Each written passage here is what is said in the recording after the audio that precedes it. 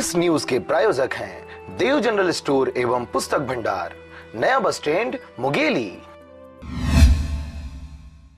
मुंगेली जिले में लगातार अवैध रूप से बोर खनन के मामले सामने आ रहे हैं, जिसको देखते हुए जिला प्रशासन के अधिकारी सक्रिय रूप से कार्य करते छापामारी की कार्रवाई कर रहे हैं और बिना अनुमति किए जाने वाले बोर उत्खनन पर कार्रवाई करते हुए बोर गाड़ियों की जब्ती भी की जा रही है। ताजा मामला है मुंगेली जिले के पथरिया क्षेत्र की, जहां ग्राम गोइंद्री में रविवार की रात में बोर खनन का कार्य अवैध रूप से किया जा रहा था, जिसकी शिकायत ग्रामीणों से मिलने पर पथरिया तहसीलदार व नायब तहसीलदार ने कुटवारों की मदद से गांव में दबिश दिया और बोर गाड़ी को जब्त कर पथरिया थाना के सुपुर्द कर दिया गया। आपको बता दें कि बोर खुदाई में लगा यह बोरवेल्स गाड़ी तमिलनाडु का है।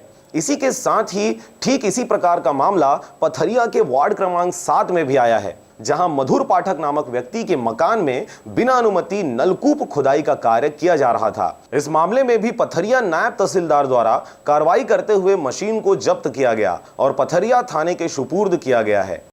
माननीय अपर कलेक्टर महोदय मुंगेली सपा में कि आपके पथरिया क्षेत्र में अवैध बोर का उत्खनन हुआ है। ग्राम गोइंद्री में पथरिया में बोर का अवैध खनन हो रहा है। तत्काल उसको जाकर करवाएं। तत्काल नायब तहसीलदार साहब का और हल्का पटवारी का और सभी पटवारों का टीम है तत्काल।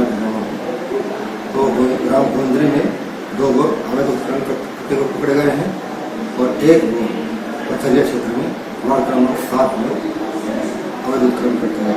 ये बोर का अवैध है। इस मामले आवश्यक कार्रवाई करके थाने के सुपुर्द कर दिया है। पथरिया से राजकुमार यादव और नारायण बंजारे के साथ ब्यूरो रिपोर्ट, आरजे रमझाझर।